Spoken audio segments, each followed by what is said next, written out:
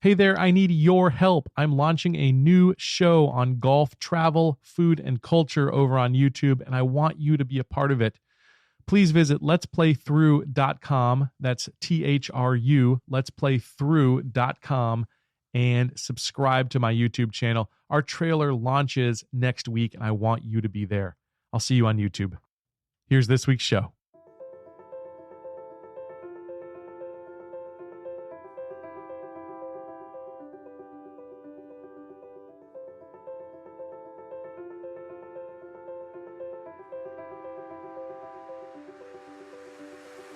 Welcome to Private Club Radio, your weekly source for industry education, news and discussion.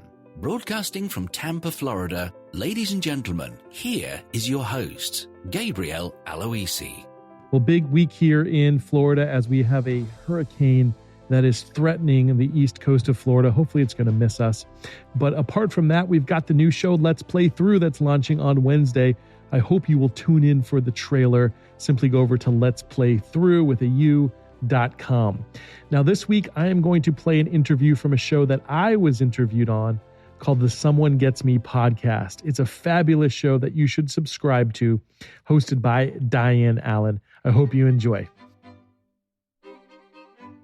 Gabriel Aloisi, I call him Gabe, is the founder of Private Club Agency and a host of the Private Club Radio podcast. If you haven't listened to it, even though it's for private clubs, it'll really help you out. He shares amazing things on there. He also has written several books. The one that I really love that I've read the most recently is The Definitive Guide to Membership Marketing. And you'd think it would be only for clubs. That's what he wrote it for. But I used it for my own business. I still read it. It's sitting in my living room right now. And so there's a lot of wisdom from this man that transcends the ordinary, might we say. He has a new book out called The ABCs of Plutonium Private Club Leadership. What a great title. And it's a happy book too. It's got this great cover that's all yellow and bright, like it will get your attention. And so I would like to take this opportunity to welcome you to the show today, Gabe. Hey, Dianne, it's great to be here with you. We are going to have so much fun today because I have a lineup of interesting topics for you. So are you ready? Let's do it. Yeah, let's do this. The first where I would like to start is I would like you to share with us a pivotal moment in your life where you can say this event or this situation really helped me along my road, either transformed you or inspired you to become an even better person than you were at the time. Like what helped you leap forward? Well, I guess I'll give you two. So you and I share a mutual friend. His name is Chris Kremitzos, and he encouraged me to get up and speak to one of his groups. And I had never spoken before. I was deathly afraid of public speaking. And I actually enlisted the help of a friend of mine, and we kind of tag teamed and did it because we were both pretty nervous. We both couldn't do it on our own. And I feel like I completely bombed. Everybody seemed to like it, but maybe we're all our own worst critics. But that really launched me on a completely different trajectory. And so the follow-up to that is that the same guy, Chris, told me that I should start a podcast. And again, super nervous. I hated my own voice. I had to read off of a script. I couldn't even do a podcast with just going off the cuff or anything like that. And I just pushed myself to do it though, because I figured, well, if I'm going to really become a public speaker, and that was what my goal was, a podcast would be a great way to work out a bunch of material, to learn to communicate more effectively, to cut out all the ums and ahs and all those types of things. And so between those two events, getting up for the first time and doing that public speaking and then starting a podcast, those are pretty pivotal moments. And because of that, I mean, the podcast itself as a platform really launched my business in a completely new direction. And from that, really have made a lot of inroads, especially in the private club world, because of that platform, the podcast. Oh, that is really, really interesting. And so that means you had the courage to step up and do a thing that was terrifying yet exciting, and you trusted your friend and all of those things that happened. So I imagine that you've been kind of a daredevil, courageous kind of person most of your life. Would that be safe to say? Well, I certainly have a little bit more risk tolerance than most people. I don't think I'd call myself a daredevil. I wouldn't leap out of a plane or anything like that. But in some ways, I certainly am not averse to risk. I've lived overseas. I've traveled on my own through Asia and places like that where a lot of people might be scared to do that. But I've been a pretty open person, open to the possibilities that lay ahead. And so maybe in that way, I've been a little less risk averse than most. That's true. When you're open like that, all kinds of cool things happen. I love it. Living overseas. That's right. I remember that now. I forgot about that. Yeah, I spent a year in the Philippines, and I've done quite a bit of travel, and I really enjoy that. I enjoy getting other people's perspectives and learning from other cultures. And when I travel, I tend not to hop on a tour bus if I can avoid it. I usually like to really experience it, the local flavor. Last time I went to the United Kingdom, I was able to stay with people in their house, which is a lot different. Like I've been to London a few times, and you go to the museums and the different attractions in London, and that's all well and good. But to actually spend it at someone's house, eat their meals, spend it with them in the countryside, that was really cool. And so anytime I can travel like that, I always like to really, really get the real taste of the country. Oh, that's great. And so that gives such depth to your experience, where you actually get to have the real experience, instead of just like only what the tourists can see, the facade and things like that. Yeah. I think it gives me an appreciation for what I have.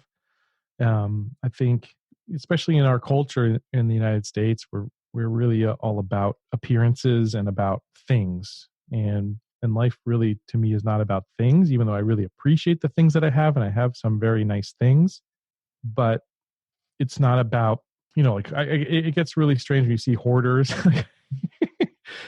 I watch those crazy like hoarding shows, and it like creeps me out that people get so attached to their things. Like things are just things. And so those types of experiences, where you go to a third world country and you see how people live and what they do with so little, and then it really gives you an appreciation for what we have here, which is so much.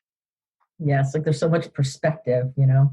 And I think it's true. I think in our country and in other developed countries, people don't have an idea. They don't even have a concept of what a different thing is, much less food. I had a friend of mine who said he was taking a group of Americans over to China, and they were on a tour, on a spiritual quest or something.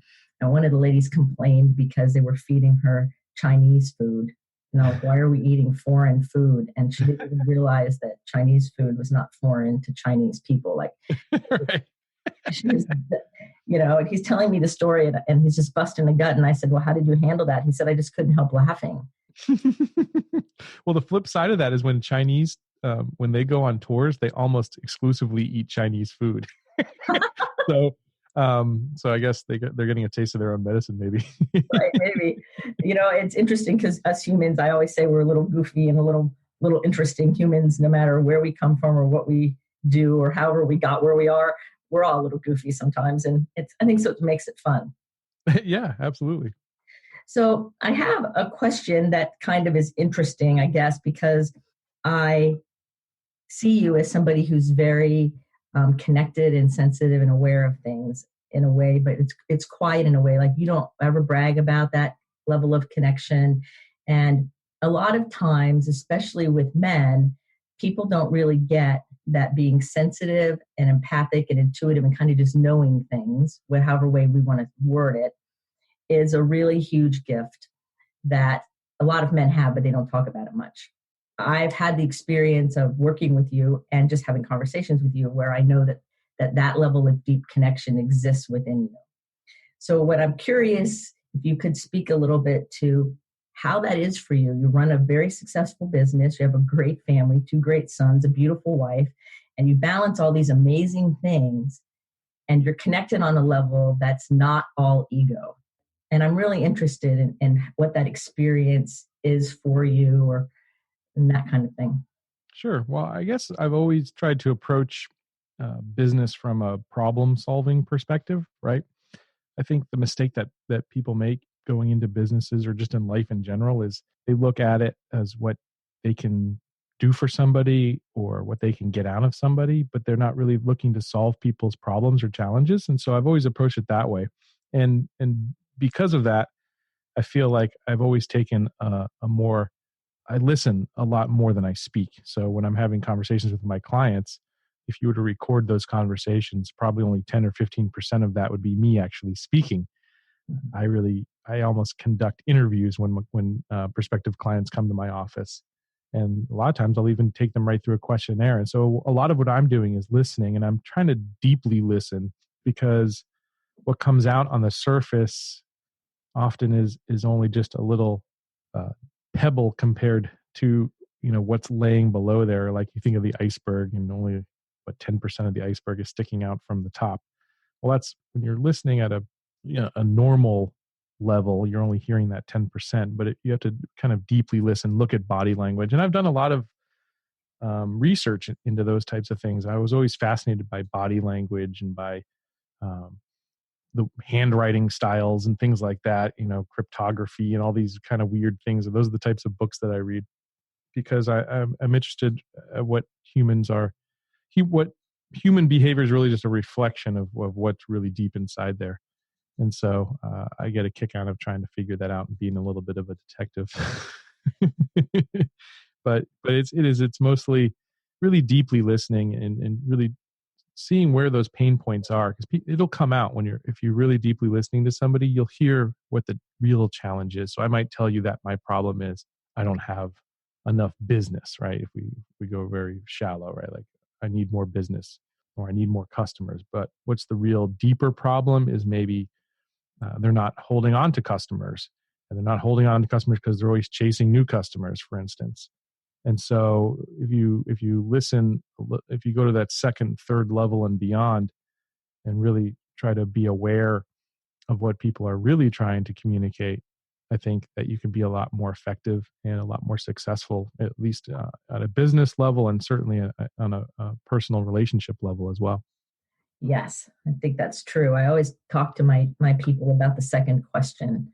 It's like the first question is good, but the real answer is in the second question and below. Like, of course we all want peace on earth. It's how are we going to get it? That's where you get to really understand what's happening within that person or within whatever the conversation is. So that's a great point. The Ritz-Carlton organization, they have they train their staff to, when you go up to, I'm sure you've experienced this, Dianne, some waiter or waitress came up to you and said, "Oh, how is everything?" And most people will say, "Yeah, it's good." Even if just a few minutes ago they were talking about how it was a little undercooked or lightly salted. That's kind of the default answer, because I think in general, especially Americans, are kind of polite in a way. So yeah, it's good.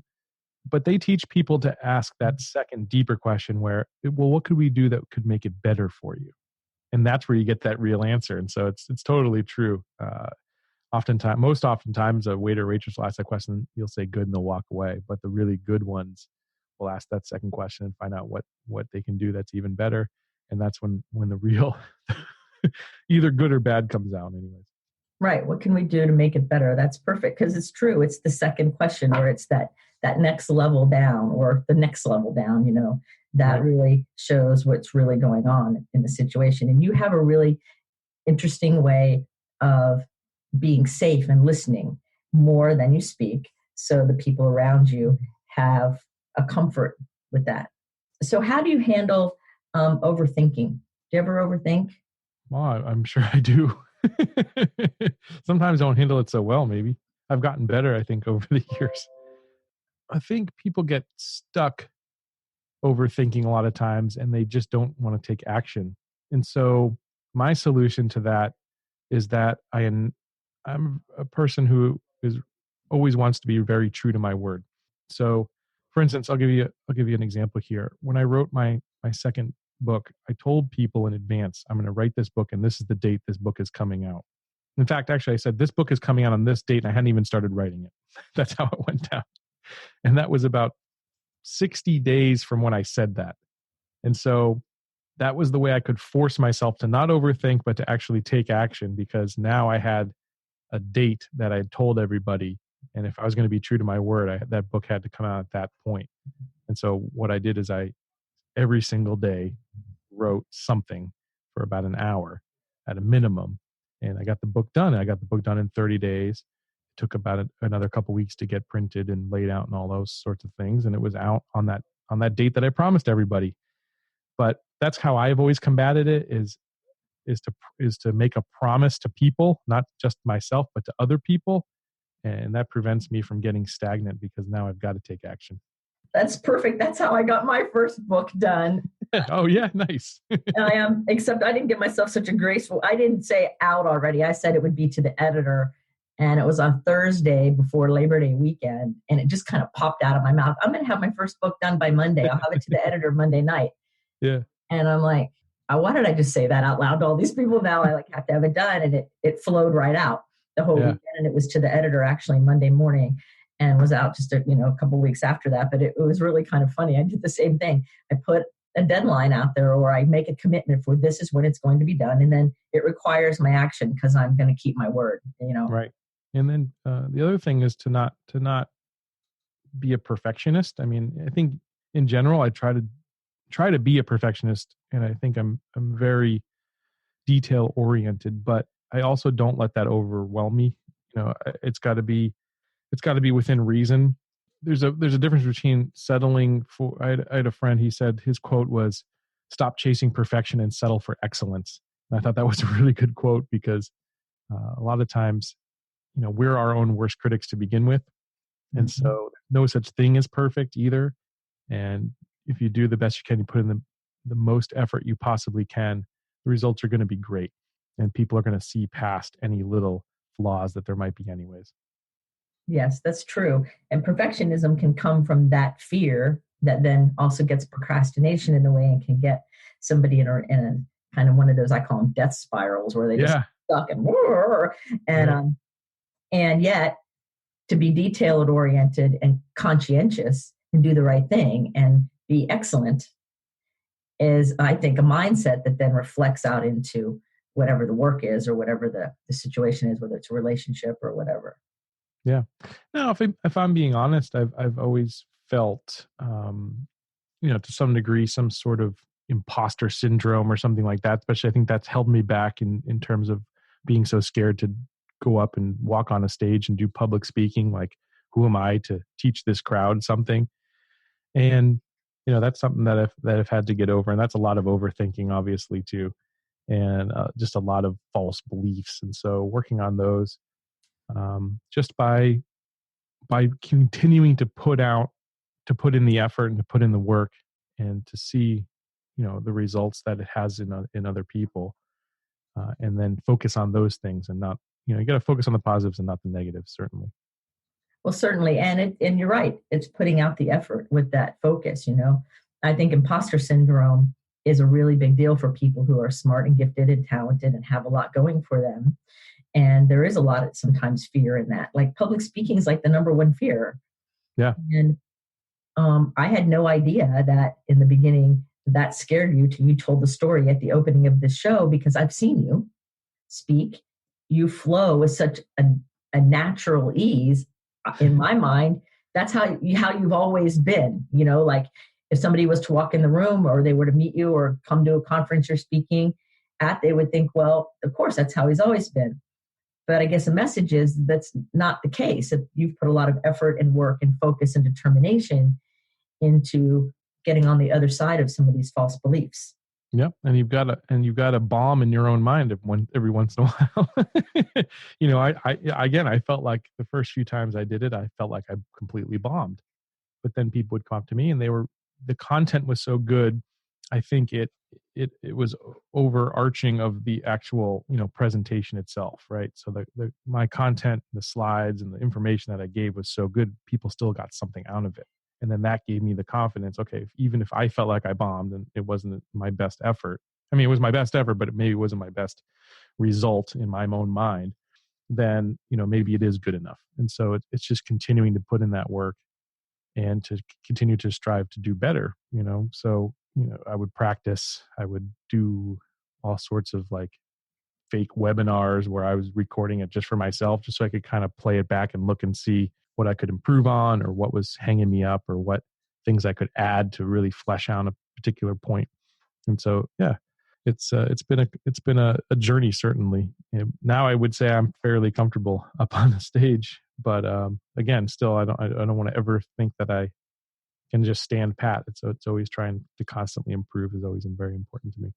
And I think that's a big point. In fact, that's one of the things I wanted to talk about was the whole idea of professional and personal development, and that desire and that belief in continuous improvement, whether it's personally in our own personal world or professionally or both. Because, I hold the belief that our businesses cannot outgrow our own personal health. Like if we're not very healthy, our business has a ceiling to that.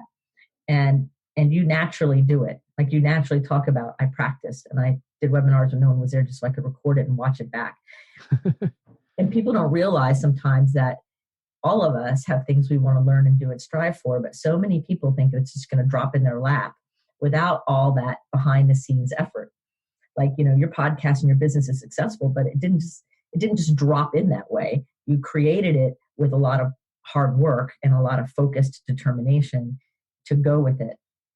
Yeah, certainly. And I think it comes back to social media a lot, right? Because so often we're on social media and we see the best of everybody's life, and it's all it's a highlight reel, right? So, realizing that success doesn't really come easy, or any lasting success certainly doesn't come easy, I think is something to always keep in the back of your mind.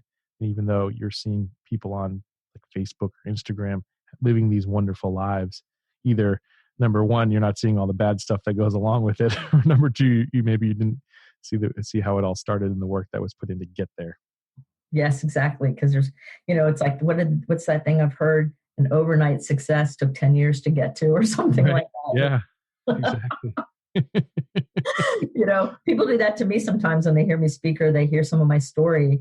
I was earlier today, I was interviewed a while ago, and it played at an Israeli radio station today. Oh, cool. And it was really cool. And I was with some people who were listening to it with me as it went live, and they were talking about, wow, you've always been like that. And I'm like, no, it's taken a lot of years of working on myself in lots of different ways and practice, and really having a goal and a direction to get me where I am. I wasn't born like this, Right. Mm-hmm. Yeah, exactly. That's wild. Unfortunately. Right. It's like there's a lot of sweat and fall downs and all kinds of stuff. And actually, that's the good stuff, right? I mean, that's those experiences and challenges and obstacles overcome is what really, that's what enriches the experience in the end, right? Exactly. Well, that's why I started out with the first question asking you about those things, because those are the things that change our lives forever. Yeah. It's those things that we wouldn't appreciate it. Right. And I think sometimes it's those difficult things that are always it. Like if I said what was the most transformational, inspirational thing, you could have said anything, but yet you noted things that were really tricky and difficult to do that you overcame and then turned them into an asset. That's true. Yeah. And that shows your awareness and your consciousness about it. You didn't say something, well, like I live in Florida and it's really nice. You didn't say that. It is nice though. It is nice, and it is paradise. And there's more to you than that surface, right? Mm-hmm. No, absolutely. Yeah. So I have a book. One of my books out is called Daily Meditations for Visionary Leaders. And you're in that book. It's a great book, and it's selling very well. And I asked you to be in it because I wanted to have some visionary leaders that are current day thinkers, because each day has a different quote. And so often we read quotes from historical figures and they're brilliant and they're great. And I have a real firm belief that there's great visionary thinkers and leaders like right here among us right now. We don't have to only look at history. And I see you as one of those people with your creative ideas and your neat way of seeing things. And so I was wondering if you could maybe share either a couple stories or examples about how you use your visionary ability as a father first, and then also as the owner of your business. Like, how do you use that to serve the greater good, particularly with your family and then also with your business? Yeah. Well, with my family, I think my job as a father is to really give my kids a solid foundation for the future, so that I can empower them to make the right decisions later on, and not, and let the chips fall where they may, if you will. So I really enjoyed we spent a summer down in Ecuador. My wife's originally from Ecuador, and we spent last summer down there. And it was really nice to get my sons. We would every morning before I broke my leg, and I'll get back to breaking my leg, but before I broke my leg in Ecuador, we'd get out on the patio in the morning. We were near the ocean, and we would just practice. I was trying to teach them mindfulness, and to be aware and present to the moment, because I think, especially my older son is he's very he was at the time very, very wild. And I thought that would be a good exercise maybe for him to really kind of settle down and pay attention a little bit to what was happening around him. So we're up on the 6th floor of this building. We would first say, what is it that you hear? He would say, well, I hear the sound of the ocean, or I hear the chirping of a bird, or I hear the guys downstairs that are mowing the grass, or whatever the case may be. And then we'd move on to, what do you see? And then, we would all pick out things that we see. And then, what do you feel even, And so, I feel the wind on my face, or I feel the chair beneath me, or whatever the case may be. And I thought that mindfulness exercise is something that will hopefully serve them well, because I think there's a lot to that. And I wish I worked on that better myself. I feel like, and that's what was nice to do that every morning with them, because I get to work on it myself. But I think those types of lessons, I think, are something that they'll be able to hopefully remember when I'm long gone, and will serve them well to maybe just sit back and observe, instead of act. And sometimes that's some of the most important time spent. Now, in terms of business, I guess my focus, I'm very in tune to. I don't think people come to a company just to earn a paycheck. I mean, they might do that, from a real base level, but people stick around at least for something that they really feel attached to. And so I some of the advice I give all my clients, and I try to do in my own business, is that you've really got to, just as important as selling your products or services, is selling the vision to your own team and to your own staff, and having them connect with where you want to be. So, for instance, one way we do that is we generally donate about $10,000 worth of our time as work-in-kind contributions to local charities. And I think that, number one, we're helping the community when we do that. But number two, it gives people a real purpose to come to work, and they feel like they're doing something that's helping to change the world, or even just the community, which is a ripple in the pond of the world, right? And so instilling, those types of things. And then also just where do we want to be as a company? Where are we going to be in 5 years or 10 years? And telling that as almost in a story-like form, I think, is a really powerful way to get people to bond and to really do their best work, to be more productive, more creative, and to be more reliable, because now they're coming to something that they really believe in, not just a place where they're going to earn a paycheck at the end of the week. Yes, I think it's important coming to a place where you really believe in what's happening and what the vision is. And I think that collective synergy of energy is what really catapults any vision. I'm getting goosebumps, or any business that way, because it's that being a part of something greater than yourself. And that's the vision, that transcends the mundane, as you said, base things. Yeah. Yeah. I mean, that's not something I knew off the bat. I mean, that's the things I learned, right? So I tried lots of different things to motivate my employees, and found that they didn't work. Bonuses and, monetary things never worked for me. People just aren't motivated by those types of things. In the end, they may say they are, but they really aren't. I think what gives people motivation and passion and commitment and desire is those intangibles, is really feeling they're a part of something, that they're doing something that's special. Yes, I remember when I was younger, different employers I had would try to motivate me with bonuses and money and things. And I remember just cold face looking at them going, but you don't understand. I'm not motivated by money. Like, I don't even understand why you're doing this, because it's not working. It's not going to get the rid of me. Yeah.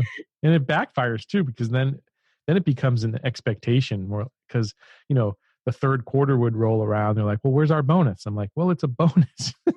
But people don't understand that. Then it just becomes an expectation. So that's always really tricky. I always recommend anyone in business steer away from those types of things. Yes, that because it does. It becomes an expectation, and then everything's unrealistic. And now the original intent got long gone, and now it's like, how do we clean up this mess, right? Exactly. That's crazy. Well, I want to thank you for the quotes you have in the book, Daily Meditations for Visionary Leaders, because they're really brilliant. And when I was, for every quote, I wrote 150 words about it. And it was especially fun to unpack the comments and the quotes that you said, because they were really profound. And so I want to thank you for being in the book and being part of that whole project, since it was your team that actually did the cover and laid the book out and took care of the whole thing. Still, people compliment it. And I'm like, of course. It's of course, right? And I just laugh. Incredibly honored that you allowed me to contribute, and we had such a good time putting it together. It's very proud of the way that turned out. Yeah, it did. I still look at that book. I think it's my favorite. And it just has a feel to it. Cool. Is really nice. And we both write a lot, so I think that's kind of neat. So these questions are kind of just ideas that I would love to know what you like to do for fun. Yeah, I love to golf. Again, when I don't break my leg. So on that trip in Ecuador, about 2.5 weeks into the trip, we were there for a month. I broke my leg playing squash, and so that ruined my golf for about 6 months. It really put me, as you know, it affected me more than just physically. It really kind of put me in a tailspin in terms of business, my everything in my life, really. So you actually were instrumental in sort of turning that around. So I give you a lot of thanks for that. But I love to golf, and I also I do love music, although I wish I went to more concerts and things like that. I just don't have a ton of time. And I like photography and film. So that was my original first passion. That's what I went to school for, was filmmaking and things like that. And so I just love creating content. And I'm really lucky because I get to do stuff that I like. And so, when I create a video or something for our company or something like that, it's a hobby and it's work at the same time. And I enjoy doing it. But I guess if it boils down to one thing, I love to be on the golf course in nature. Oh, that's so cool. I love it. And it is fun to be able to do what you love. It's work and a hobby and all of that at the same time. That's how my work is a lot of the time to me, even the podcast or other things I create or my writing, I would do it anyway. And it's just fun. Right. Yeah. It's nice when you go to work for something you love to do. And the reason I love golf is because it's not easy. It's like, it's a constant struggle for perfection. And it's an old quote that they say like 99% of the game of golf is between your two ears. And that's completely accurate, because it's such a mental game. And that's why I really love it. And apart from the fact that you're out in nature, usually in beautiful environments, and it's kind of serene. So I just think it's the perfect game ever. Oh, yes. It definitely is a mental game. I played golf other than putt-putt golf once. And it was when I was in seminary and they were teaching me how to hit a golf club. You would have been in stitches. I was in stitches because I didn't know anything about what I was doing. And we were about to do a golf tournament among all the students in the seminary. And I think I was the only one who never touched a golf club, but I played tennis. I played really good tennis. So you're probably naturally athletic. Yes. And I, racing sailboats and playing tennis. I could do the athlete part, but I had no idea what I was doing about this hit the ball thing. And we're out in the front yard of the seminary early in the morning. The people on my team were teams of 4. And it was some kind of thing where everybody hit it. And then the closest one to the hole went to whatever they call that. And I didn't know what I was doing. And so they're showing it to me. And then it hits me. I'm like, oh, that's like a running forehand in tennis. Got it. I'll hit it like it's a forehand on the ground and got it. And I'll scoop it up and it'll be good. And I hit so many great shots. Yeah, it worked. Cool. The form was awful. I was not holding the clubs correctly. My arms hurt later because of that. It was a comedy act, but it was fun because we all just got to have this shared experience. Yeah. And so one day, I keep thinking, one day I'm going to go and learn how to do it really like just for kicks, just let me see if I can do this, like how it's really done. But it was such a fun experience because we were out there in this beautiful golf course, having this exciting time, sharing. There was a lot of camaraderie and the other golfers there, on the course and everything. It was like its own little bubble of people that had this common thing cruising along. It was really nice. It was really fun. Yeah, most golfers are really fun people. Yeah, well, we had fun with them, that's for sure. I don't know if they knew what to do with us. But it was fun. That's funny. Oh my word. Okay. So what's your favorite food? You've traveled all over and you've lived overseas and everything. And so when it comes down to your favorite food, what do you like the most? Pizza. Pizza.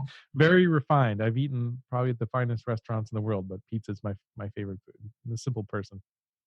Pizza. Any certain kind of pizza? Over the years, I've developed an affinity for Chicago pizza. I really like the deep dish pizza. And there's two places if you're ever in Chicago that I would highly recommend. One being Giordano's, which is just about 5 inches thick of cheese. And then Lou Malnati's, the crust there. It's like this buttery crust. It's really, really, really good. But I love any pizza. It's like one of those things. There's no such thing as a bad pizza. Even if you've had the worst pizza, it was still pretty good. So that's my favorite food ever since I was probably a baby. Pizza is Gabe's favorite food. So now we know, everybody. That's really if amazing. you just look at my waistline, you probably could tell that as well. No, I can't. So you're cracking me up here, and I love it. But no, I'll give you my number twos and stuff. I love Indian food. I do love Indian food. I like Mexican food probably third. So it goes Italian, Indian, Mexican. Those are my top 3. Nice. That's really fun. I love it. I've had several people say that they love sushi, and everybody has given me different reasons. And I like sushi. Ask a question about food, I don't ask it to everybody. I usually ask it to the creative ones, the people who have the extra creative bent, because something is going to come out of it that's not what you think it's going to be. You are proving that to be correct again. It's perfect. Okay, so you have 2 young children that are absolutely beautiful. And I'm wondering if you had any special messages that you would like to share with our younger listeners, hope for the future or something like that, because a lot of times people don't feel understood in the world or people don't get them. And I know you've had times like that where, people didn't get you maybe in the way that you should have been gotten, which adds to your ability to get other people, and because you can really listen on a deep level. And so if you were going to give advice maybe to people who are in their 20s or teenagers or that age group, what would you want to share with them that would help be like a beacon of hope for them as they look into their future? That's a very critical time in people's lives because they've had all the creativity beat out of them by their parents and by the school system and by college and all sorts of things by that time. So it's a really crucial point. And I think the message that I would give to those folks at that age would be to really know that you have an inner magic and you can create anything that you want, but you've got to believe in yourself first. You've got to believe that you can do it, because you can overcome any challenge, any obstacle if you put your mind to it, which sounds trite, but it's absolutely true. And there's nothing that's impossible. If you have the desire and the will to do it, you can make it happen, but you have to believe in yourself first. Perfect. The desire and the will to do it. And the desire goes along with a really clear vision. So keep trying things, just keep going for it, no matter what. Yeah. To focus on, to have your eye on the finish line at all times, even if it seems like it's very far away from you. Right. I use my sailing reference. It always says, keep bow to the finish line, keep the bow up, just keep going at it. And sooner or later, you're going to cross that finish line. And then there'll be another race. And so it'll be fun too. And also to enjoy the journey, I think, because I think so often we lose being in the moment because we're always chasing the finish line. And it's really important that when you look at it in the end, there really is not a finish line, even though that contradicts what I just said. But the journey and the experience of getting to where you want to go sometimes brings you to a completely different place you didn't expect. So I guess I'll give you a quick story about that. I had for like 3 years this goal that I wanted to speak at this one particular conference, and I was dying to do it. And I would meditate and think about myself on that stage doing it, and I was absolutely 100% sure that I was going to be there. And so I submitted my application, and I had about a year to wait until they were going to either deny or approve me. So like, not every day, but at least once a week, I was thinking about, trying to imagine myself there and how great that was going to feel. But in order to do that, then what I had to do was figure out all the steps of how I was actually going to make that happen. So I wrote that book, The Definitive Guide to Membership Marketing, just so I could speak at that conference, believe it or not. I don't think many people know that, but I wrote that because I figured a lot of people, influential people, might read that book, and then, of course, how could they deny me from speaking if I got a lot of people to read that book? And now that book's in 1 out of every 3 country club in the country, by the way. The other thing was I did a lot of things anyways. To make a long story short, I did all these things, and I didn't get to speak at that conference. But in the end, by the time I was about a month away. I actually had a friend who's been on your show, Brian Ritter. Recommend people go back and listen to that episode if they haven't heard it already. But what Brian told me is, he's like, you've done all these things and your book became so popular and you did all these other things. You spoke all over the world. It doesn't even matter if you actually get to speak at that conference or not at this point, because what you thought you wanted to do became so much more. And it's true. I actually got rejected, and to this day have not spoken at that conference. Now I really almost have no desire to do it because I was able to accomplish so much more along the way. And so I think that's important for people to really understand that the steps that you take along the way are just as important as that finish line itself. Oh, absolutely. Those steps are important. And the finish line changes and moves. I kind of look at them as mile markers, because there is no finish line, like you said, even though we have to two-dimensionally perceive a finish line to keep ourselves moving. But I always like to see it as mile markers. And so, like when I'm on a road trip, I watch the mile markers. And so in my life, it's kind of like the mile markers.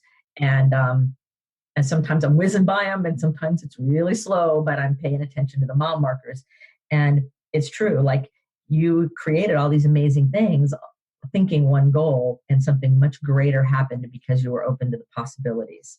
Right. As you were open and you allowed all those things to happen and you paid attention, then you were able to reap rewards to the point where the thing that seemed so important is now paled in comparison to what really happened. If I spoke at that conference, maybe 500 or 1,000 people would see or hear me, but because of the podcast, because of the book, thousands and thousands and thousands of people around the world have instead. So yes. And I love your analogy of mile markers. That's fantastic. Yes. And so both of our podcasts are all over the world, and we never even thought that was going to happen, but it did. Yeah, it's pretty cool. I know, it's very amazing, isn't it? I think I've asked you everything I want to ask you. I could talk to you forever. But the last thing I would like, if you wouldn't mind, is there anything that I didn't ask you about or we didn't bring up that you would like to share? Boy, we covered a lot of ground, Diane. I guess you could have asked me a lot. I've gotten like, what do you do for a daily routine or something like that? So I can tell you about my daily routine, but that would just bore people to death. So I think we covered it. Well, I think that what you shared was wise. And I think that your presence has certainly blessed everybody. And the most important thing is your authenticity and your willingness to just be this really great person instead of being so rigid. That, I think, is the biggest gift. I appreciate that, Diane. I'm so happy to have a friend like you. Well, thank you. So Gabe Aloisi is an amazing guy, and I'm going to put his links to his businesses and his podcast, listen to his podcast, and his books all in the show notes for you. Because if you really want to be inspired, you don't have to be in a private club to be inspired by him. And if you are in a private club or you know somebody who is there, please tell them about him, because he really can make things happen for people. And I will also put Brian Ritter's episode show notes, because that was a great episode too. your friend Brian. I'll put that in the show notes so you can listen to him too. But I really want to thank you, Gabe, for spending the time out of your busy day to share some really amazing wisdom with us and for being part of Someone Gets Me podcast. Thank you so much for having me, Diane, and I hope we can do it again sometime soon. Oh, I'm sure we will. So remember, everybody, keep your face to the sun so the shadows fall behind you. Remember that you're a rock star. The world really needs your gift. So go out there and shine brightly. Until next time, be well. That's going to do it for this week on Private Club Radio.